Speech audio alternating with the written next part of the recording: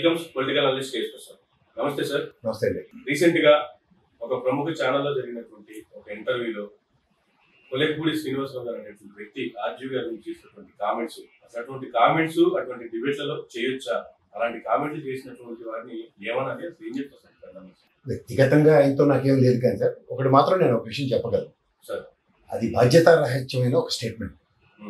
ఎందుకంటే మనం ఇవాళ మనుషులుగా పుట్టి మనుషులుగా జీవిస్తూ ఓ సమాజంలో ఫర్ ఇన్స్టెంట్ ఒక పిచ్చి పనులు చేస్తూ తిరుగుతూ ఉంటారు కొంతమంది. వీళ్ళందరినీ చంపేస్తున్నాం మనం. సమాజ హితంగా లేని వాళ్ళని మనం ఏం చేస్తాం? ఇప్పుడు కొంతమంది బట్టలు ఎక్కువ రోడ్డు మీద నడుస్తూ ఉంటారు. కొంతమంది ఏం చేస్తారంటే ప్రొయాక్టివ్గా వెళ్ళి వాళ్ళకి పాపం బట్టలు కప్పడానికి ప్రయత్నిస్తారు. అలా నీకు చేతనం చేయడమే తప్ప నీకు సమాజంలో నీకు నచ్చిన పద్ధతులే అందరికీ నచ్చాలని రూల్ అయితే ఎక్కడ లేదు కదా. ఒక సమాజానికి ఒక డెకరం ఉంది, ఒక మార్గం ఉంది. ఎస్, నువ్వు నడుస్తున్న మార్గంలో అందరూ నడవాలని రూల్ అయితే లేదు. విభిన్న మతాలు, విభిన్న కులాలు ఇలాంటివన్నీ ఉన్న దగ్గర ఈ సమాజంలో ఎవరికైనా జీవించే హక్కు ఉంది. ఫస్ట్ ఆఫ్ ఆల్ ఆ జీవించే హక్కుని భంగం కలిగించడానికి నీకు కూడా హక్కు లేదు. నిన్న ఆ డెలిబరేషన్ ఏదైతే అతను అన్నాడో అది ఇట్స్ నాట్ యాక్సెప్టబుల్.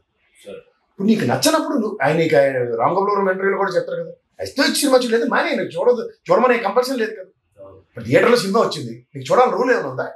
ఇప్పుడు ఎవరైనా కంపల్సరీ చేసి రూల్ పెట్టి వెళ్ళి నేను బలవంతంగా చూపిస్తే అప్పుడు నీకు భావావేశం వచ్చిందంటే అర్థం ఉంది. ఎవరికి నచ్చిన సినిమాలు ఉంటాయి. ఇప్పుడు ప్రోమో దాన్ని ఏమంటారు, పోర్న్ సినిమాలు ఉంటాయి, ఎంతమంది చూస్తారు? చూసిన వాళ్ళందరినీ తప్పు, వాళ్ళందరినీ చంపేయాలని నేను స్టేట్మెంట్ ఇచ్చాను అనుకోండి, అది ఎంతవరకు సమంజసం? నీకు నచ్చింది ప్రతి ఒక్కరికి నచ్చాలని నచ్చలేదని రూల్ అయితే లేదు కదా. అండ్ ఫస్ట్ ఆఫ్ ఆల్ ఒక మానవత్వం విలువలు పరిరక్షించవలసిన మన సమాజంలో మానవతా విలువలకు భిన్నంగా మనుషులు అన్నట్టుగా కాకుండా రాక్షసత్వాన్ని ప్రదర్శిస్తూ వీళ్ళని ఇప్పుడు మీ కులం మీకు కన్నతల్లి లాంటిది. మీ కులంలో మీకున్న డెకరం ఏదైతే ఉంటుందో ఆ మహానుభావుడు అంబేద్కర్ గారు రాసిన రాజ్యాంగానికి అనుగుణంగా మీ అందరూ మీకు ఇస్తున్న మర్యాద అందరికీ తెలిసిన విషయమే. కానీ మిగిలిన కులాలందరినీ ప్రొవోకింగ్ యాటిట్యూడ్తో అసలు what capacity and what basis your why why need to listen first of all. ఇప్పుడు మీరు ఒక నిజంగా ఒక గాంధీవాదో లేకపోతే గాంధీ మహాత్ములాంటి గోప మీద కొడితే మళ్ళీ ఇంకో గోప చూపించింది. అంతేగాని గోప మీద కొట్టాడు కాబట్టి నేను మీరందరూ నన్ను మహాత్ములు అన్నారు కాబట్టి వెళ్ళి కొట్టి చంపండి అని ఎవడో చెప్పలేదు ఆయన. అలాంటి ప్రపంచంలో అలాంటి సమాజంలో మనం బతుకుతూ ఎక్కడ ఉన్నాయి విలువలు, ఆదర్శాలు? ఎందుకు మీకు అంత ఫ్రస్ట్రేషన్ వస్తుంది? ఇప్పుడు మీకు దాన్ని ఏమంటారంటే నిజం నిలకడమే తెలియడం మీరు, నిజం తెలిసిపోతుందని భయాన్ని మీలో ప్రదర్శిస్తున్నారు. మీరు డిబేట్ పరంగా ఖచ్చితంగా ఇక్కడ ఈ సినిమా పరంగా వచ్చే నిజాలు ఏవైతే ఉంటాయో అవి మీరు డైజెస్ట్ చేసుకోలేకపోతున్నారు. ఖచ్చితంగా నిజాలు చెప్పేస్తాడు అతను. ఆ నిజాలు చెప్తే మన పరిస్థితి ఏంటి అన్న దానికి మీరు ఉక్కిరి బిక్కిరి అవుతాం, మీ ఫ్రస్ట్రేషన్ బయటకు తీస్తారు. మీకు అడ్వాంటేజ్ కార్డ్స్ ఉన్నాయి కాబట్టి అడ్వాంటేజ్ కార్డ్స్ ఉన్న వాళ్ళు అందరూ తీస్తే ఇంకేమవుతుంది? ఆయన విపరీతం ఎవరి మాట విన, మీరేమన్నా మీ వల్ల అవుతుందా? ఏమీ కాదు. ఆపగలరా? ఆపలేరు. కోర్టులో కేసు వేశారు, సెన్సార్ బోర్డు సర్టిఫికేట్ ఇచ్చింది కదా, మళ్ళీ కేసు వేశారు, రేపెళ్ళి ఉంటుంది దాని పరిస్థితి. చట్టాల్లో న్యాయాలు మీకే కాదు కదా, అందరికీ సమానంగా చూడడానికి గౌరవ వ్యవస్థలు ఉన్నాయి కదా. మీకెందుకు అది ఫ్రస్ట్రేషన్? క్లియర్గా తెలుస్తుంది మీకు ఫ్రస్ట్రేట్ అయిపోయి ఉన్నారు. నిజాలు వాళ్ళ ప్రసంగంలో వాళ్ళ ప్రాపకాలు పొందడానికి పిచ్చి చేష్టలను పిచ్చి కోతి వేషాలు చేస్తున్నారు. మీరు చూసుకోండి కావాలంటే మనిషిని మానవుడు అనే వ్యక్తి కోతి నుంచి పుట్టాడు అనడానికి జస్టిఫై చేస్తున్నారు. Other than this nothing. ఇప్పుడు మీకు సినిమా పరంగా రిలీజ్ అయ్యింది, రిలీజ్ అవ్వలే, లేకపోతే ఏదైనా అవనండి, వాట్ ఆర్ యువర్ కనెక్టెడ్? ఇప్పుడు అది మీ బయోగ్రఫీ తీస్తే లేదంటే మీరు ఏదైనా రియాక్ట్ అయితే అర్థం ఉంది. యాడో సామెత అంతర్గతలు మా సంతలుగా ఆకలించుకున్నాడు, మీకేంది మధ్యలో? వాస్తవం చూడాలంటే అసలు బాగానే ఉన్నారు, ఇలాంటి వాళ్ళే రెచ్చిపోతున్నారు. అదే కందకలేని తర్వాత కత్తిపెట్టకి ఎందుకని వాళ్ళు వీళ్ళకి పంపు కొట్టమని ఇచ్చారు, అదే వీళ్ళు వాళ్ళకి పంపు కొట్టే కార్యక్రమంలో ఉన్నారు. ఇది మీడియా కదా, వ్యవస్థలో మీరు ఒక పక్క కార్నర్ భుజం ఎందుకు ఇచ్చేస్తున్నారు? ఒక పక్క మీరు డెలిబరేషన్ ఇస్తూ అందరూ అలాగే చేయాలంటే మీ పర్సంటేజ్ పీపుల్ మీకే డెలిబరేషన్ ఇస్తారు, మిగిలిన వాళ్ళు ఇది మరి కామెడీ షో కూడా మించిపోతుంది. కేవలం మీరు అన్నట్టు కొన్ని అడ్వాంటేజ్ కార్డెస్ ఉన్నాయి కాబట్టే ఇటువంటి కామెంట్లు చేస్తారు. అలా నేను అన్ను, ఎవరికైనా నాకు వాక్స్వాతంత్రం ఉంది, మానవుడు ఇచ్చిన హక్కు నాకు ఉంది.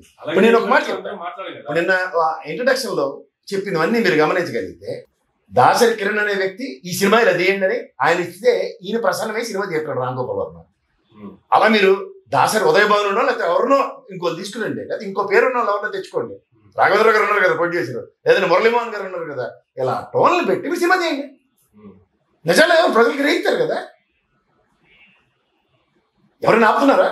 ఆపగలవా? అలా తీయాలంటే వాళ్ళ దగ్గర నిజం ఉండాలి కదా. అది ఇప్పుడు మీకు నిజమే కన్విన్సింగ్ గా ఉంది, డాక్టర్ గారు చంపేసింది, లేదంటే వాళ్ళ ఎమ్మెల్సీ ఒకరిని చంపింది, ఇలాంటివన్నీ ఉన్నాయి మీ దగ్గర అనుకోండి, సినిమా తీయండి, ప్రజలు గ్రహిస్తారు కదా. సినిమాటిక్ గా ఏం జరిగిందో ఒక కథ, ఆయన నమ్మింది కన్వెన్షన్ ఇస్తున్నాడు, అలా మీకు నమ్మింది కన్వెన్షన్ తీయండి, ఎవరు కాదన్నాడు, చూసాడు చూస్తాడు, పోయినాడు పోతాడు, ఎవరికి కాలేదు. నేను అంటుంది నీకు భావ ప్రకటన స్వేచ్ఛ నీ వరకు ఉన్నప్పుడు నీకు నచ్చింది మాత్రమే అందరూ చెప్పాలి, నచ్చింది మాత్రమే అందరూ వినాలి అనే కాన్సెప్ట్ లో ఉంటే నీకు సెట్ ఆఫ్ ఆడియన్స్ ఉండొచ్చు. బియాండ్ దట్ వాళ్ళకి ఇచ్చే సమాధానం కావాలి కదా. ఇప్పుడు నేను ఇప్పుడు ఉన్నాను, నన్ను ఎవడో చంపేస్తారు అనుకోండి, నిజంగా చంపేస్తారు, చంపేమనండి, ఆ హక్కు వాడికి ఎవరు ఇచ్చారనేది నా ప్రశ్న. నీకు అంత ఉన్నప్పుడు నేనే చంపేస్తాను, ₹1 నాకు ఎవరైనా ఇవ్వండి అంటే అది వేరు. ఎవడో చెప్పితే ఇంకో ₹1 ఇస్తారట. మన ఖమ్మంలో కూడా ఒక కార్పొరేటర్ ఇలాగే బాబా వేసాన్ని ప్రకటించారు. అలా అడప తడప ఉనికించాడుకోవడానికి కొంతమంది లైమ్ లైట్ లోకి రావడానికి, ఇంకొంచెం వాళ్ళ యొక్క మన్ననలు పొందడానికి వీళ్ళు సొమ్మైపోయింది. ఎవడో ప్రవక్త చేస్తే ఎవడో ఆవేశపడతారు. అంటే కేవలం అధినాయకుల దృష్టిలో పడటానికి, లేదంటే వాళ్ళ దగ్గర నుంచి నొప్పులు పొందడానికి మాత్రమే ఇటువంటి ఆవిష్కరణ చిలిపి చేస్తారు. రెండోది మీకు ఒక విషయం చెప్పిన, అందులో కూడా మీకు ఎంత స్వార్థం ఉందో. ఎవడో చంపేసేస్తే ₹1 ఇస్తాడట, వాస్తవాలు మాట్లాడుకుంటే. ఆ చంపినోడు కాన్సిక్వెన్సెస్ ఎవరు ఫేస్ చేస్తారు? ₹1 అన్నది నిజంగా పెద్దగానే ఉంది, బాగానే ఉంది. కాన్సిక్వెన్సెస్ నువ్వు చంపేసిరా, అది నేను వేసుకుంటాను నెత్తి మీద, నేను జైలుకి వెళ్తుంది ఆ కాన్సిక్వెన్సెస్ అలాంటివన్నీ అన్నది. ఆ టైప్ కూడా మళ్ళీ ఉండదు. అంటే అక్కడ మీరు అందకలు అన్నట్టు అక్కడ భజన చేసేసి సరిపోదు అంటే. ఇవాళ నేను ఫస్ట్ ఆఫ్ ఆల్ నేను ఈ రోజు దాకా ఎవరిని వ్యక్తిగతంగా మాట్లాడలేదు, బట్ ఒకరిని చంపేసి అంత భావజాలను ప్రదర్శిస్తే మాత్రం నేను ఖచ్చితంగా ఒక సమాజంలో ఒక మనిషికి ఖండించదలుచుకున్నాను, ఖండిస్తూనే చెప్తున్నాను. మనకి తప్పు రైటు అందరూ నేను అన్ని రైటు, నేను సర్వసంగ పరిత్యాగని నేను చెప్పట్లేదు. నాలో లోపాలు ఉంటాయి, లోపాలు ఎత్తి చూపాలి, అంతేగాని లోపాలు ఎత్తి చూపించిన దగ్గర నేను యాక్నే చంపేస్తాను ఏంటంటే చాలా తప్పదు. నేను మనిషినే, నాకు తప్పులు ఉంటాయి, నేనే అచ్చని పచ్చపోసం నేను ఎప్పుడు చెప్పను. వ్యక్తిగా మనకు ఒక రాజ్యాంగం ప్రకారం మనకు జీవించే హక్కు ఉంది, అంటే ఇప్పుడు మనకి ప్రాథమిక హక్కులు మానవుడు ప్రసాదించింది, అన్ని దాన్ని సద్వినియోగపరచుకో. దుర్వినియోగపరిచే దగ్గర ఎక్కడైనా ఉన్నప్పుడు దానికి నియంత్రించే వ్యవస్థలు కూడా ఉన్నాయి, దాని సంఘాలు కూడా ఉన్నాయి. అవన్నీ జరుగుతున్నప్పుడు ఆ సమాజంలో అవన్నీ జరగకుండా ఏం లేవు కదా. సెన్సార్ బోర్డు ఉంది, వాళ్ళకు ఆ పరిధులు పరిమితులు వాళ్ళకి తెలియవా? ఆ పరిధులు దాటినప్పుడు వాళ్ళ పరిధులు నియంత్రించినప్పుడు వాళ్ళు ఇచ్చే సర్టిఫికేట్ మనకి ప్రామాణికం. అది కాదని డెలిబరేషన్ నేనేవాడిని మీరు దానికి ఉన్న 2 మాటలు. పంచేంద్రియాలు మూసుకొని సినిమా చూడడం మానేడు, నచ్చకపోతే నచ్చితే సినిమా చూసి ఆనందించి ఎవడు కాదన్నాడు. ఆయన తీసేసిన సినిమాలు అన్ని తీసుమారు కానీ సినిమాలా కాదు కదా. ఇప్పుడు ఆయనకి ప్రశంసలు, ఆ శివ సినిమా తీసినప్పుడు, రంగేలి సినిమా తీసినప్పుడు ప్రశంసలు వచ్చాయి, సర్కార్ సినిమా తీసినప్పుడు ప్రశంసలు, మిగిలినటికి దుమ్మెత్తి పోస్తున్నారు అందరూ. ఆయనే చెల్లించిపోయి అరే రాత్రి ప్రేక్షకులు ఆయన ఎప్పుడు చెప్పి సమాధానం ఒకటి నచ్చితే చూడండి, పెద్ద మానేయండి అని. దర్ ఇస్ నో కంపల్షన్ కదా. ఇవన్నీ చూస్తున్నప్పుడు కూడా ఇంకా ఏమన్నా నాకు అర్థం కావట్లేదు. ఎప్పుడైతే ధోరణి ఎవరినో ప్రసన్నం చేసుకోవడానికి, ఎవరెవరో వేరే పార్టీ నుంచి వచ్చి అది అక్కడ ఖర్చు వేసినప్పుడు వచ్చే ఫ్రస్ట్రేషన్ కింద వాటిని చూడాలి. అంటే ఇటువంటి కామెంట్లు చేసినప్పుడు కూడా పార్టీ నుంచి కావచ్చు, అధినాయకుల దగ్గర నుంచి కావచ్చు, ఎటువంటి రియాక్షన్ లేకపోతే ముందు ఛానల్లో రేట్ చేస్తున్నాడు అనుకోండి. First what's is reactive mode? First of all భయం, మళ్ళీ అలా అనుకోండి, దెబ్బ చెప్పా ఎందుకు దెబ్బ చెప్పా. అట్లీస్ట్ ఆ కామెంట్ చేసిన తర్వాత అయినా లేదు నేను ఎలానే కంటిన్యూ చేస్తా, రిపీట్ అని చెప్పి అంత బల్లగుద్ది చెప్తున్నప్పుడు ఆ షోని అక్కడితో నిలిపివేయాల్సినటువంటి అవసరం కూడా ఉంది. వాస్తవం మాట్లాడుతుంది, యూరోలో ఒక షోలో మెట్టితో కొట్టుకున్నప్పుడు మాత్రం షో ఆపుతారు, వాళ్ళు పంపించేస్తారు. వీళ్ళకి నచ్చితే ఇష్టమైతే ఇంగుతో సమానమైన సామెత ఉంటుంది. వీళ్ళు ఒక డిజైన్డ్ ప్రోగ్రామ్ ప్రకారం నడుస్తున్న ఆ డిబేట్లకి ఆబ్వియస్లీ విష్ణువర్ధన్ రెడ్డిని కూడా డిబేట్ లో ఏమైంది, ఆయన తప్పుకున్నాడు కానీ ఈయన పర్మనెంట్ ఆర్టిస్టే కదా అక్కడ. వాస్తవం మాట్లాడుకుందాం మరి. అంటే నేను అంటుంది ఏంటంటే వాళ్ళు ఒక డిజైన్డ్ ప్రోగ్రామ్ ప్రకారం కార్యక్రమం రంజింప చేస్తున్నప్పుడు ప్రజలు కూడా గ్రహించారు what is right, what is wrong అనేది. నేను అంటుంది ఏంటంటే తప్పు మాట్లాడిన వాళ్ళు గలాలు పట్టుకుంటారు, ఇవన్నీ సర్వసాధారణం, నేను కాదట్లే. కానీ ఒక డెకరం మెయింటైన్ చేస్తున్న దగ్గర ఈజ్ ఇట్ రైట్? అక్కడ ఖచ్చితంగా మీరు ఒక పక్షాన్ని వహిస్తున్నారని అర్థం వస్తుంది కదా. when you are taking a shoulder of a person and party, obviously ఇది అందరికీ వర్తిస్తుంది కదా. దానికి ముసుగులేసుకుని అచ్చని పచ్చపోస ప్రబోధనాలు ఎందుకు? ఒక పక్క ఈ కామెంట్ చేస్తూనే మరో పక్క కులాలను రెచ్చగొట్టేటువంటి, యూత్ రెచ్చగొట్టేటువంటి కామెంట్లు కూడా చేస్తున్నారు. అదే చెప్తున్నాను. ఇప్పుడు ప్రజాస్వామ్యంలో ఓటు అనే ఒకే ఒక ఆయుధం తప్ప ఇంకేమీ లేదు ప్రజలకు. అది అందరికీ తెలిసిన విషయం. ఏం చేయమంటారు? కర్రలట్టుకుని వెళ్ళి బుర్రల బదులు చావమంటావా? లేదా వీళ్ళు ఎవడో ₹1,00,00,000 ఇస్తారని చెప్పి మేము అందరూ కర్రలట్టుకుని అందరినీ దొరికిన అనుకుని జరగమంటారు అన్న. ఇది ఎక్కడండి? ఇది విపరీతం. ఓటేసే కన్వెన్షన్ని కన్విన్స్ చేసే పద్ధతి ఒక మెకానిజం ఉంటుంది. ప్రభావితం చేయి, ప్రభావితం చేయి. ప్రభావితం చేసే దగ్గర ఫ్రస్ట్రేషన్ ఎందుకు అవుతున్నా? తాత్కాలిక ఉపశమనం అయితే లభించవచ్చు కానీ పర్మనెంట్ అయితే ఉండదు కదా. అదే ఇప్పుడు రియాక్టివ్ మోడ్ అనేది ఉంటుంది. సమాజం ఖచ్చితంగా రియాక్ట్ అవుతుంది. ఇప్పుడు నేను రియాక్ట్ అవ్వలేదు వల్ల ఏ తప్పు ఎదురైతే మనం చెప్తూనే ఉంది కాదు. అది అలా మాట్లాడడం తప్పు. ఇంకేదైనా మాట్లాడు, మనం ఎవరికి అవసరం లేదు. చంపేస్తాం అన్న దాకా చంపేయడానికి ప్రవోక్ చేయడం అది absolutely not fit into the system. అది చాలా తప్పదు. అందులో డెలిబరేషన్. మీరు నేను ఏదో మాట మన ఇద్దరికి పెరగదు, నేను చంపేస్తాను ఏదో ఇలాంటివి మాట్లాడచ్చు. బట్ డజంట్ మీన్ దాట్ అది నేను పబ్లిక్ ఫోరంలో కానీ పబ్లిక్ ప్లాట్ఫామ్స్ మీద కానీ నేను ఈ విధంగా మాట్లాడడం చాలా తప్పండి. వాస్తవం చూస్తే దీన్ని కోర్టైనా సుమోటోగా తీసుకునే అవకాశాలు కూడా ఉంటాయండి. ఎందుకంటే ఆయనే కంప్లైంట్ చేశాడు. పోలీస్ కంప్లైంట్ ఉంది లాస్ట్ ట్విట్టర్లో చూడండి. ఆబ్వియస్లీ ఎవరైనా ఇప్పుడు ప్రతిస్పందించడం అన్నది చాలా సర్వసాధారణం. ప్రతిస్పందించిన తర్వాత ఎలా ఉంటుంది కాన్సిక్వెన్సెస్ అందరూ ఎదుర్కోవాలి. ఇప్పుడు నేను మాట మాట్లాడాను, దానికి ఎంత చాలా మంది తిరుగుతూనే ఉంటారు. నేను మాట్లాడుతున్న దానికి యాక్సెప్టెన్స్ కావాలి నాకు. దాన్ని నేను కన్విన్స్ చేయగలిగే అంత కెపాసిటీ నేను తెచ్చుకోగలుగుతారు. ఆ తిట్టేసాడు నేను ఫ్రస్ట్రేట్ అయిపోతే ఏం చేయాలి? తిడుతున్నారు నన్ను, ఖచ్చితంగా తిడుతున్నారు. నేనేం మొహమాట పట్టలేదు. తిడుతున్నప్పుడు తీసుకోవడం రావాలి. ఎందుకంటే మనం మాట్లాడిన దానికి విత్స్టాండింగ్ ఉందా లేదా అన్నది మనం ఇట్స్ ఎ టెస్టింగ్. మన ఎవరిని మనోభావాలు గాయపరిచే అంత స్థాయి మనకు లేదు. అతనికి ఆ పార్టీ పట్ల చిత్తశుద్ధి ఉంటుంది. ఒక వ్యక్తిని ఆరాధించే ఉదాహరణ ఉంది ఆయనకి. నేను అలా మాట్లాడినప్పుడు అతనికి మనోభావాలు గాయమైనప్పుడు ఖచ్చితంగా నేను బాధ్యత వహించాను. నేను మాట్లాడిన దానికి అతనికి ఎంత బాధపడితే ఆ విధంగా మాట్లాడుతున్నాడు నేను గ్రహించగలిగాను. అది గ్రహించకుండా అర్రే నన్ను తిట్టావా అని చెప్పి నేను ఏదో మాట్లాడాను అనుకోండి, చాలా తప్పంటాను. డెలిబరేషన్స్ అంటే ఎక్కడ ఇప్పుడు వాస్తవాన్ని మనం చెప్తున్న దగ్గర కొన్ని కాన్సిక్వెన్సెస్ ఎదుర్కోలేనప్పుడు మాట్లాడే దమ్ము ధైర్యం లేదంటే లెక్క. అది తప్పంటాను నేను. ఇప్పుడు నన్ను తిడుతున్నారని చెప్పి నేను మాట్లాడడం మానేయడం, లేదంటే ఆయన్ని వ్యక్తిగతంగా నేను టార్గెట్ చేయడం, దట్ ఈస్ నాట్ రైట్. అంటే నన్ను ఎందుకు తిడుతున్నాడు అన్నదాన్ని నేను గ్రహించగలిగాను అనుకోండి, that is my duty to convince. Boss ఇలా మాట్లాడుతున్నందుకు నీకు నచ్చకపోవచ్చు, నేను తిట్టాడు సవాజ్. కానీ ఈ కాన్సిక్వెన్సెస్ ఈ విధంగా ఉంటాయని అతను నేను ఎక్స్ప్రెస్ చేయను అనుకోండి, అతను కన్విన్స్ అయ్యాడంటే అది నాకు హ్యాపీనెస్ ఇస్తుంది. అందుకే నాకు తిట్టాడు కాబట్టి అని చెప్పి ఆయన ఫ్రేమ్లో పెట్టిన ఎప్పుడు చూడండి. కానీ కొంతమంది పర్సనల్ గా అంటే మీరు అన్నట్లుగా రిప్లై ఇచ్చినప్పుడు లేదంటే వాళ్ళకి అర్థమయ్యేది చెప్పినప్పుడు వాళ్ళు రిలీజ్ చేయడం కొంతమందిలో ఉండేటువంటి స్వభావం. కానీ కొంతమంది కావాలని టార్గెట్ గా మాట్లాడుతున్నటువంటి వాళ్ళకి ఎట్లా చెప్పాలి? ఇప్పుడు నేను అంటుంది అదేనండి, ఆయన ఎవరో నాకు తెలియనప్పుడు నేను మాట్లాడిన దానికి అతని మనోభావాలు భయపడ్డాయని నేను తీసుకుంటాను. ఆయన రియాక్టివ్ మోడ్ ఎలా ఉంటుందంటే అతనికి నచ్చిన మోడ్లో ఉంటుంది. ఇలాగే నన్ను తిట్టని సరళమైన భాష వాడని నేను ఫ్రేమ్ కదా. అదే నేను చెప్తున్నా, నీకు మాట్లాడుతున్నప్పుడు తీసుకోవడం కూడా రావాలి. మాట పడ్డం లేదు, మాట ఎందుకు పడుతున్నావు అన్న దగ్గర నా మనోభావాలు నాకుంటాయి. అర్థమవుతుంది. ఇప్పుడు నేను ఇవాళ మాధ్యమంలో నా వీడియో రిలీజ్ అవుతుందండి, చూసిన వాళ్ళందరికీ నచ్చాలని రూల్ ఏం లేదు కదా. నచ్చిన విధంగా నేను మాట్లాడాలని వాళ్ళు నాకు రూల్ పెట్టలేదు. ఎవరు కాదు. ఇప్పుడు set of people will take set of situations, set of people will not take that ideology. So ఐడియాలజీని అందరినీ ఎలా యాక్సెప్ట్ చేస్తారు? సో ఐడియాలజీ ప్రకారం నా భావాలు నాకుంటాయి, వాళ్ళ భావాలు వాళ్ళకు ఉంటాయి. భావాలు అందరికీ నచ్చినప్పుడే ఫ్రస్ట్రేషన్ వస్తుంది. ఆ ఫ్రిక్షన్ ఎదుర్కోవడానికి సామర్థ్యం తెచ్చుకోవాలి, అంతకన్నా ఇంకైతే. కానీ కూర్చున్నటువంటి మోడరేటర్ కావచ్చు, మాట్లాడుతున్నటువంటి గెస్ట్ కావచ్చు, ఏప్రిల్ 20వ తారీఖు చంద్రబాబు నాయుడు గారు ప్రమాణ స్వీకారం చేయబోతున్నారు. ఆ తర్వాత వెళ్ళిన దమ్ముంటే తెలుగు రాష్ట్రాల్లో బయట తిరగమండి అంటే మేము అధికారంలోకి వస్తే మా పరిస్థితులు ఇలాగే ఉంటే ముందే వీళ్ళు భయపెట్టడం. ఒక మాట చెప్తా సార్, ఇవాళ సత్తే రేపు రెండో రోజు ఎవడైనా సరే చచ్చిపోకుండా బతుకుంటానని మనకి రాజ్యాంగంలో హక్కు కల్పించిందా? లేదంటే అందరూ చచ్చిపోతామని తెలిసి అందరూ శ్మశానం చుట్టూ ఇల్లు కట్టుకోరు కదా, శ్మశానంలో మంచం వేసి పడుకోరు కదా. అర్థమవుతుందా?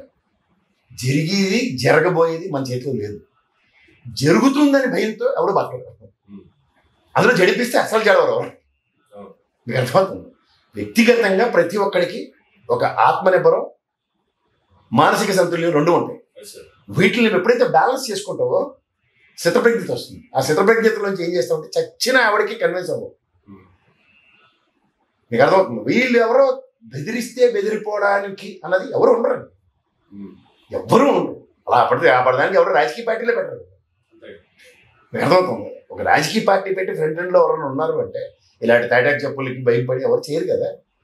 అమ్మ బాబాయ్ అధికారం పోగానే నేను చంపేద్దాం భయంకి ఇవ్వడం రాజకీయ చేస్తాడు వాస్తవం. మనం అందరికీ రాని ఉపద్రవం నీకెందుకు వస్తుంది, నీకే రాని ఉపద్రవం వాళ్ళందరికీ ఎందుకు వస్తుంది అన్నది ఆలోచించగలరు. ఇది విజ్ఞత. మనకు విజ్ఞతను ఎప్పుడైతే మనం కోల్పోతామో, సంయమనాన్ని కోల్పోతామో వచ్చే ఫ్రస్ట్రేషన్ డిఫరెంట్గా ఉంటుంది. సో మొమెంటరీ వచ్చే ఫ్రస్ట్రేషన్స్ మనం బ్యాలెన్స్ చేసుకోకుండా అక్కడ మనం భావ ప్రకటన స్వేచ్ఛ ఉందని చెప్పి దాన్ని మిస్యూటిలైజ్ చేస్తే it leads to ruckus and it leads to repercussions. ఈ రెండింటికి సిద్ధపడతాయి. ఇప్పుడు నేను మాట మిమ్మల్ని అన్నాను అనుకోండి, మీరు అంత అంతరాన్ని భయం నాకు ఉన్నప్పుడు ఖచ్చితంగా నేను మాట్లాడాను. లేదా మీరు తండ్రిని ధైర్యం నాకు తెచ్చుకునే అంత సామర్థ్యం నేను పెంచుకోగలిగాను. అప్పుడు డెలిబరేషన్ వస్తుంది.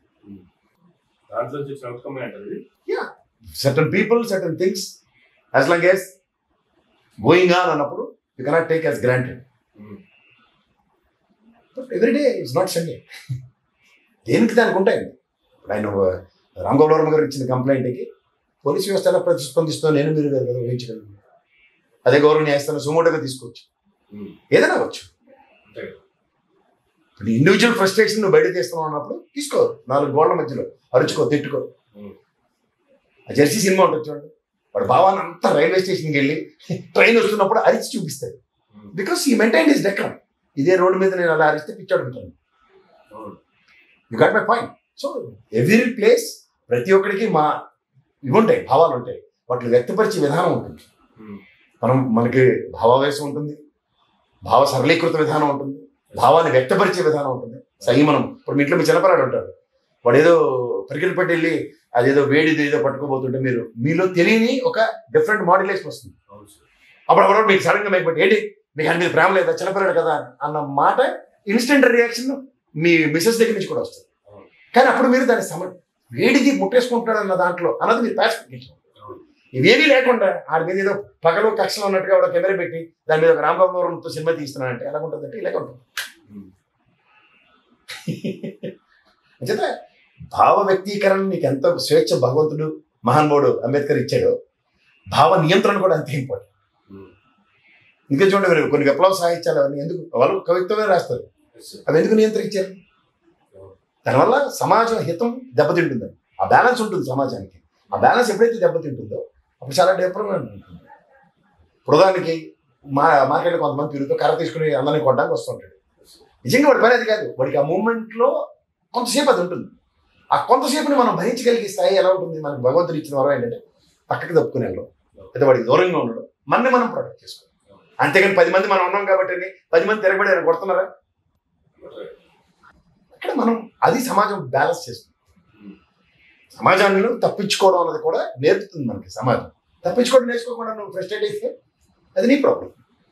కానీ నా సమాజం కోసం నేను పెట్టుబడి ఉంటాను, లేదంటే కలుపు మొక్కల్లో సమాజం అనేటువంటి ఒక పంట ఉంటే ఆ పంటలో ఆర్జీవి అనే వ్యక్తి ఒక కలుపు మొక్క అనేటువంటి కామెంట్ వాస్తవంగా అంటే ఆర్జీవి గారి గురించి వీళ్ళు తెలిసి మాట్లాడుతున్నారా, తెలియక మాట్లాడుతున్నారా? ఆయన గురించి తెలిసిన వ్యక్తులు ఎవరు ఈ రకంగా మాట్లాడు? ఇప్పుడు తెలియాలి తెలియక్కర్లేదు కదా, ప్రతిదీ నాకు నచ్చాలని రూల్ లేదు కదా. ఆర్జీవి వల్ల ఈయన మనోభావాలు ఎక్కడ గాయపడ్డాయి అనుకుందాం. ఆయన ప్రదర్శించే విధానం ఉంటుంది, ఆయనకే హక్కుంది, నేను కాదంటలేదు. కానీ అక్కడ కాదని చెప్తున్నా. అంతే పబ్లిక్ అడ్రస్ చేయడానికి నీకెవరు ఇచ్చారా? అది వ్యక్తిగత వ్యంగ్యంట కింద వస్తుంది. రామ్ గోపాల్ వర్మ అనే వ్యక్తి శ్రీనివాస్ గారికి నచ్చలేదు, యాక్సెప్టెడ్. నచ్చాలని నేను చెప్పట్లేదు. బట్ నాకు నచ్చలేదు అన్న విషయం 10 మందికి చెప్పే విధంలో నాకు నిజంగా నచ్చట్లేదు రామ్ గోపాల్ వర్మ అన్న విషయం 10 మంది ముందు చెప్పడం హితం.